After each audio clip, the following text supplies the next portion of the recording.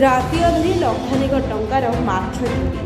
Hindol block ଅନ୍ତର୍ଗତ ରାସୋଳ ପଞ୍ଚାୟତରେ ଥିବା 6 ଏକର ରାମପାଳ ବନ୍ଧ ଆଜିକୁ 10 ବର୍ଷ ନିଲାମ ହୋଇନାହିଁ। ଏ ବର୍ଷ ନିଲାମ ହୋଇଛି।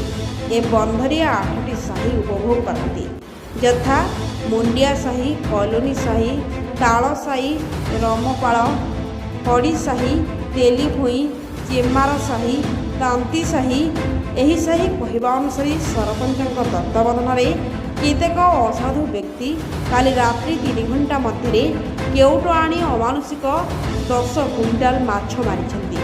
ଏହାର ମୂଲ୍ୟ 1,80,000 ଟଙ୍କା ହେବ। ଜିପିଓଙ୍କୁ ପଚାରିବାରୁ କହିଲେ, ନିଲାମଧାରୀଙ୍କର ଜୁନ୍ 15 ତାରିଖ ଠାରୁ ବନ୍ଧ ତାଙ୍କର ହେବ ଓ ବନ୍ଧ ମରା ହୋଇଛି ବୋଲି କହି ଅଫିସରେ ଜାଣିନାହିଁ। ଗ୍ରାମବାସୀମାନେ ଯାଇ ରାସୋଳ ଥାନାରେ ଏତଲା ଦେଇଛନ୍ତି।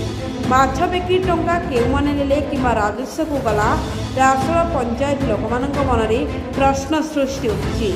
ପଞ୍ଚାୟତବାସୀମାନଙ୍କର ଦାବି, ଉଚ୍ଚ ତଦନ୍ତ କରାଯାଉ। ଯଦି 15 ଦିନ ଭିତରେ କିଛି କାର୍ଯ୍ୟାନୁଷ୍ଠାନ ନ ହେବ, ରାଜରାସ୍ତାକୁ ଓହ୍ଲାଇବୁ।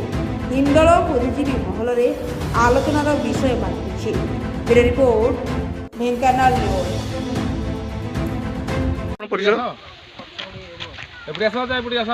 ମୁଁ ଦୀପକ ନାଥ। ବର୍ତ୍ତମାନ ଆମର ଏଇଟା ରାସୋଳ ପଞ୍ଚାୟତର ସବୁଠୁ ବଡ଼ ବନ୍ଧ। ୟାର ହାଇକୋର୍ଟ ଏରିଆ ହେଲା 6 ଏକର। ଦୀର୍ଘ 10 ବର୍ଷ ମାନେ 2013 ମସିହା ପରଠୁ ଏ ବନ୍ଧ ନିଲାମ ହୋଇନି, କିଛି ଡେଭଲପମେଣ୍ଟ କାମ ବାକି ଥିଲା। ବର୍ତ୍ତମାନ ଏଇଟା MI ଅଣ୍ଡରରେ ଅଛି।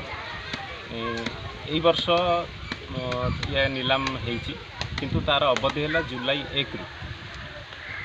କିନ୍ତୁ ତା ପୂର୍ବରୁ ଇଏ ହେଲା ପଞ୍ଚାୟତ ପ୍ରପର୍ଟି, ଜନସାଧାରଣଙ୍କର ସମ୍ପତ୍ତି। କିଛି ଅସାଧୁ ବ୍ୟକ୍ତି ବର୍ତ୍ତମାନ ରାତି ଅଧରେ, ରାତି 12ଟା ପରେ ଲକ୍ଷାଧିକ ଟଙ୍କାର ମାଛ ରାତିରେ ଜାଲ ପକାଇ ଚୋରି କରି ନେଇଛନ୍ତି। ତେଣୁ ସାଧାରଣ ଅସନ୍ତୁଷ୍ଟ ଆମର ପାଖରେ ଅଛି ମୁଣ୍ଡିଆ ସାହି। ମୁଣ୍ଡିଆ ସାହିର ଲୋକ ଅଭିଯୋଗ କଲା ପରେ ମଧ୍ୟ କେହି ବର୍ତ୍ତମାନ ଶୁଣୁନାହାନ୍ତି। ସରପଞ୍ଚକୁ ପଚାରିଲେ ସେ ବି କହୁଛନ୍ତି ନାଇଁ, ମାଛ ମରା ହେଇନି, ଆମେ ଜାଣିନୁ। ତାଙ୍କୁ କହିଲା ପରେ ବି ସେ FIR କରୁନାହାନ୍ତି। ତେଣୁ ଏଇ ସାଧାରଣରେ ଗୋଟେ ଅସନ୍ତୋଷ ବର୍ତ୍ତମାନ ହେଉଛି। ଏଥିରେ ସରପଞ୍ଚ ସାମିଲ ଅଛନ୍ତି କି? କାହିଁକିନା ସରପଞ୍ଚକୁ ଯଦି ସେ ଜାଣିନାହାନ୍ତି କି ସରକାରୀ ଅର୍ଡ଼ର ନ ବାହାରିକି ମାଛ ମରା ହେଇଛି, ତାହେଲେ ସେ କାହିଁକି FIR କରୁନାହାନ୍ତି ଦୋଷୀ ବିରୁଦ୍ଧରେ? ଯେଉଁଥିରେ କି ଲକ୍ଷ ଟଙ୍କାର କୁଇଣ୍ଟାଲ ମାଛ, ଲକ୍ଷାଧିକ ଟଙ୍କାର ମାଛ ଚୋରି ହେଇଛି ବର୍ତ୍ତମାନ। ଦୀର୍ଘ 10 ବର୍ଷ ଧରି ଆପଣ ଚିନ୍ତା କରନ୍ତୁ, ଯାହାର ହାଇକୋର୍ଟ ଏରିଆ ହେଲା 6 ଏକର, ତା'ମାନେ କେତେ କେଉଁଭଳି ଭାବରେ ମାଛ ଥିବେ। ତେଣୁ ଏ ଗୋଟେ ସାଧାରଣରେ ବର୍ତ୍ତମାନ ଅସନ୍ତୋଷ ସୃଷ୍ଟି ହେଉଛି। ତେଣୁ ଆମେ ଚାହୁଁଛୁ ଏହାର ତଦନ୍ତ ହେଇ ଦୋଷୀ ଦଣ୍ଡ ପାଉ। ଗୋବିନ୍ଦ ବେହେରା। କ'ଣ ଅଭିଯୋଗ ଅଛି ଆପଣଙ୍କର? ଘର ରାସୋଳ ମୁଣ୍ଡିଆ ସାହି, ପଞ୍ଚାୟତ ବି ରାସୋଳ। 10 ବର୍ଷ ହେଲା ଆମ ଏଇ ପୋଖରୀଟା ନିଲାମ ନଥିଲା। ଆମ ଗାଁ ବାଲା ତାକୁ ରକ୍ଷଣାବେକ୍ଷଣ କରି ମାଛ ସାଇତି ରଖିଥିଲେ। ଯଦି ବା ହେଲା ପଞ୍ଚାୟତ ତରଫରୁ ଯଦି ମାଛ ମରା ହେଇଥାନ୍ତା, ସବୁ ଲୋକ ଜାଣିକିରି ଭଲ ହେଇଥାନ୍ତା।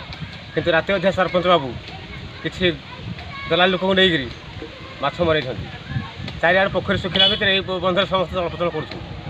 ତଥାପି ମାଛ ଏମିତି ମାରିଛନ୍ତି, ସେ ବିଷୟ ହେଇକି କରୁଛନ୍ତି। ଲୋକ ପାଣିରେ ଗାଧୋଇଲେ ବି ପାଣି କୁଣ୍ଡେଇ ହେଇଯାଉଛି। ଲୋକ ବହୁତ ରୋଗଗ୍ରସ୍ତ ହେଉଛନ୍ତି।